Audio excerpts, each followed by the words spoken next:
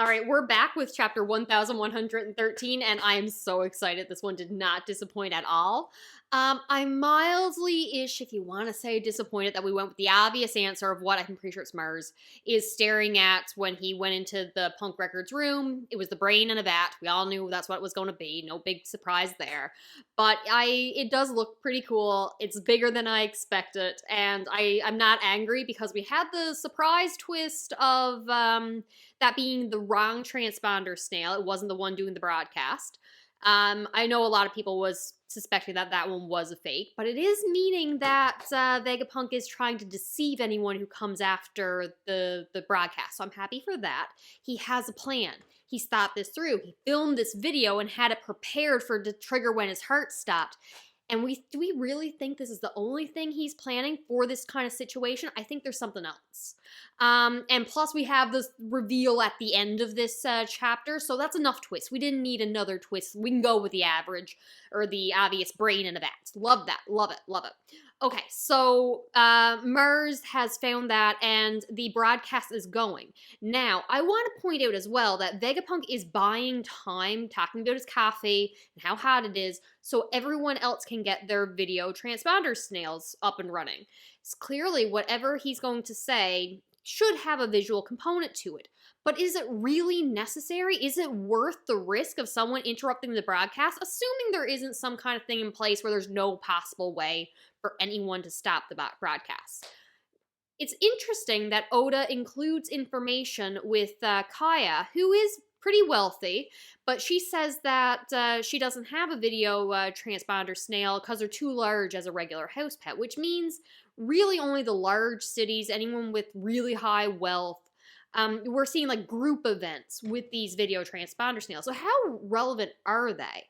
How many really are out in the world there? We know previously that Luffy's village doesn't have one. They're too expensive. So is it worth the risk of buying time? Or is he setting up a trap? I'm convinced. I was hesitant before, but there is no possible way in my mind that this hasn't all been a trap.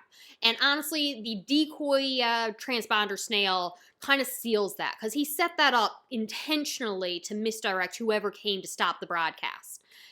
Is it possible, like the main theory I've seen floating around is that he also wants to include a live broadcast of Egghead to show the gorosei in their forms here. Now, how the hell would they have gotten the gorosei here? Well, we know that Vegapunk suspected that eventually he would be executed when these crimes came about. And who revealed the crimes? Vegapunk did. York. She's the one who leaked this information. We assume to be selfish and make herself a celestial dragon, but is she really working for Vegapunk? Is this all part of his plan, or did he just know someone would eventually betray him and they'd come for him? Either way, how do you get a celestial dragon there? Now, Saturn was on the boat from the beginning, and I had been asking him many times, what the hell is this celestial dragon doing on the ship randomly? Because we made note that he doesn't descend from the heavens very often. So why the hell is he showing up to Egghead for this random buster call? First they send CP0 agents there. So was a celestial dragon gorosei member the backup plan in case they failed? The only logical explanations that I've been given for why Saturn is on that boat for whatever reason was either A, York had demanded a gorosei member be present to collect her and give her some kind of authority that she will become a celestial dragon. And B, because they were going to assassinate Vegapunk, in case CP0 failed, they would have the pacifistas to deal with. So a gorosei member outranks all of CP0, the chip holders, as well as Sentomaru. Vegapunk is above them, so they need someone to outrank Vegapunk so the pacifistas don't turn against them. All makes logical sense. Who the hell put the chip hierarchy for the pacifistas in place? I assume Vegapunk. Why is Vegapunk above Sentomaru? I'll give you the chip holders, fine. But why is Vegapunk so high up on the list of hierarchies? It makes sense. He's the one who built it. Yeah, he's the creator. He's not anything to do with the army or military or anything. So why give this man so much power? Or did they just underestimate Vegapunk? Was he planning a trap from the beginning, knowing the only way to get the gorosei to the island would be to be in a situation where they need to outrank him because of the pacifistas? So he put that hierarchy in place to get them to the island. I would absolutely love this all to have been an elaborate trap to get the gorosei to Egghead. And that's why he's buying time, because he's letting them have the hope that they could stop him, giving them this time frame to get to the island and find the transponder snail. It's all a trap. He wants them there. That's what he's buying time for. Anyway, Mars is looking up at the giant brain, kind of questioning Vegapunk's existence, and is like, are you actually dead while your brain still lives? Is your consciousness host here? Then he smashes the snail, realizes it was a decoy, and there's no way to stop this broadcast, and the message is about to be announced. York theoretically trying to be helpful to think of where the broadcasting snail could be, because she's a Vegapunk too. I'm not really liking the idea of her helping Vegapunk with whatever scheme he's doing, but she could have also been manipulated by Vegapunk, who knows. But she talks about him wanting to carry on the torch of Ohara, and this isn't going to be another Clover situation where the Gorosei had someone ordered to shoot him dead before he could say the name of the ancient kingdom.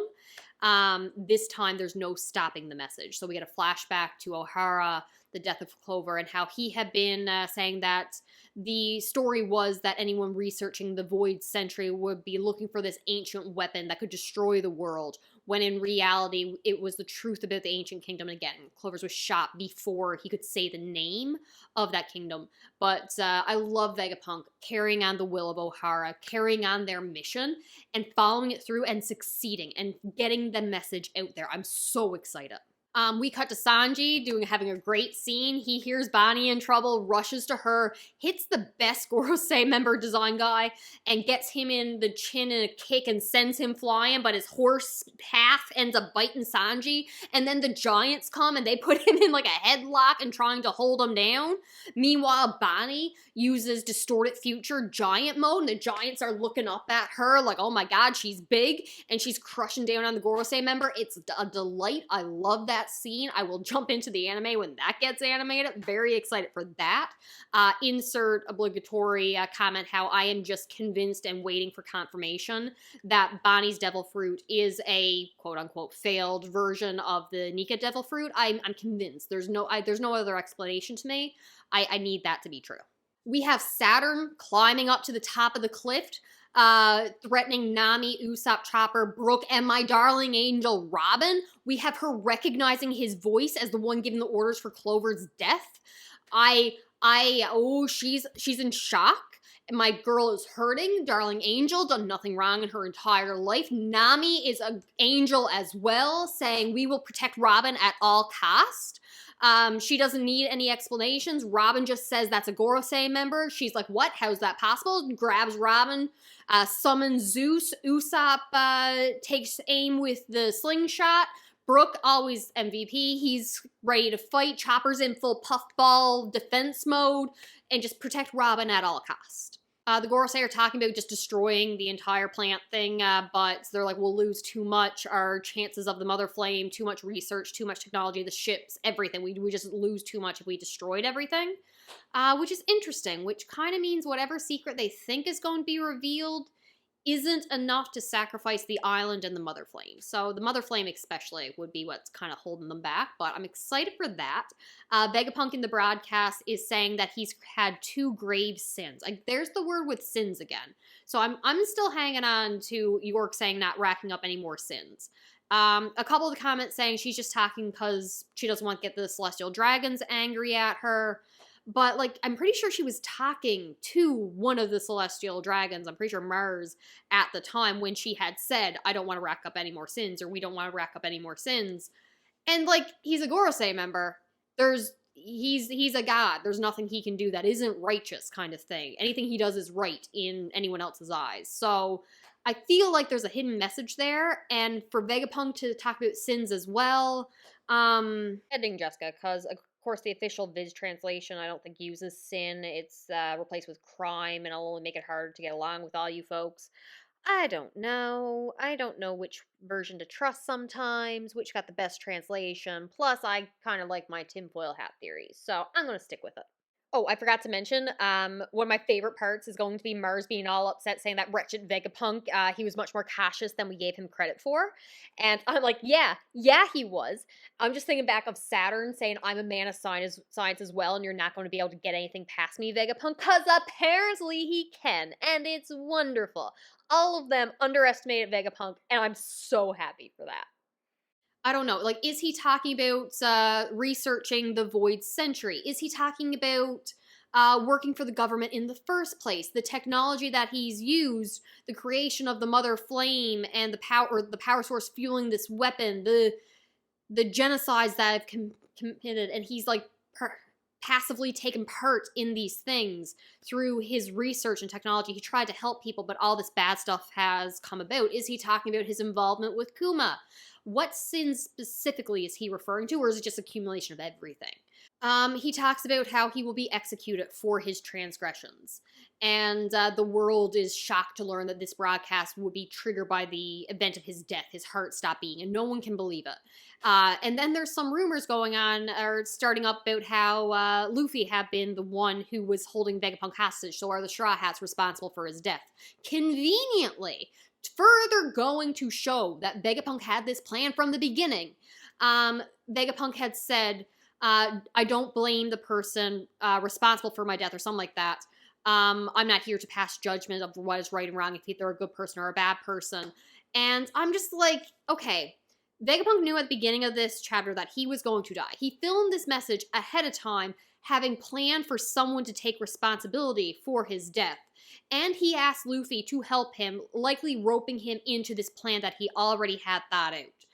It gotta be some kind of master plan is being set up. Now, if I want to go full tinfoil hat theory, Morgan is the one who suggested framing Luffy for kidnapping Vegapunk and to get on the good side of the Celestial Dragons.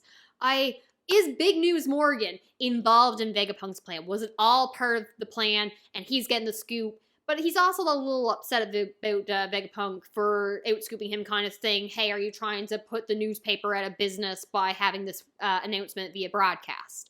I don't know. I don't hate the idea. I want this to be an all big master plan.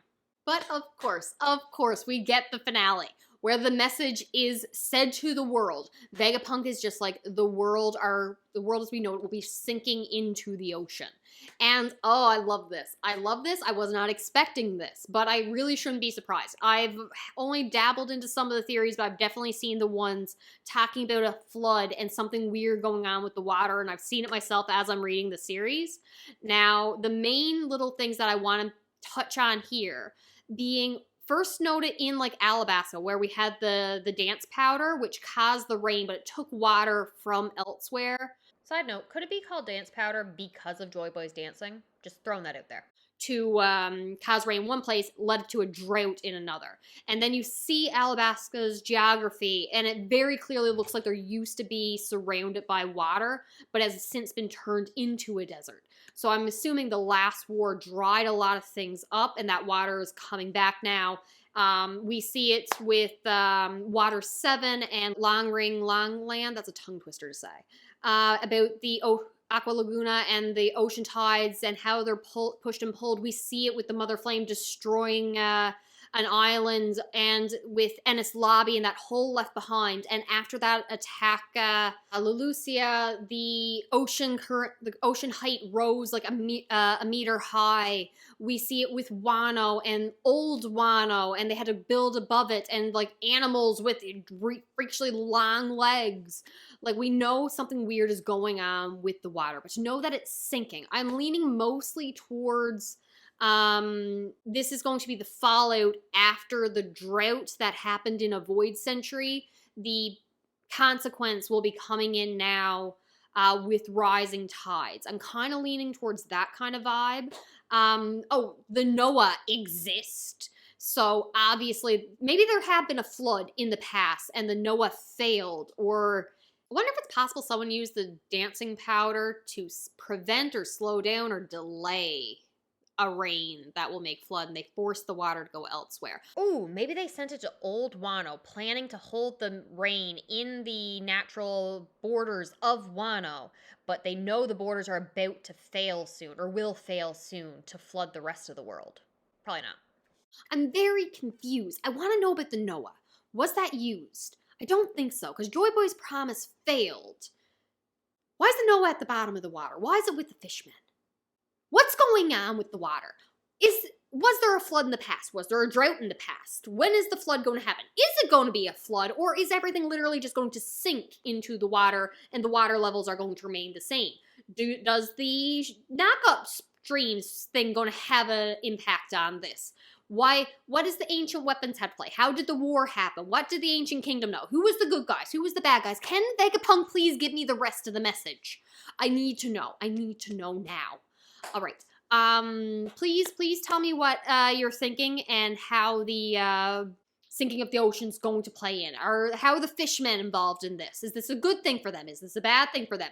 We mentioned the red line and the theory of destroying that. Maybe that will take up enough space by destroying the red line. It'll open up enough area that rising tides can fill it up so we won't all drown. And then we go into the prophecy of the fishmen. We also have the theory that the reason that the gorosei are on top of the red lines because that's going to be the only part that won't be flooded high enough to survive rising tides. We have the assumption that the red line is man-made. Maybe it was made during the Void Century as they suspected this is going to happen. I'm losing my mind. Please someone talk to me about what they think is happening. All right, talk to you later. I'm very excited for next chapter. I think there's a break week though, and I'm upset again. I'm not set out to be a weekly reader. I don't like this. I need to binge read stuff. All right, I'm literally losing my mind. Talk to you later. Bye.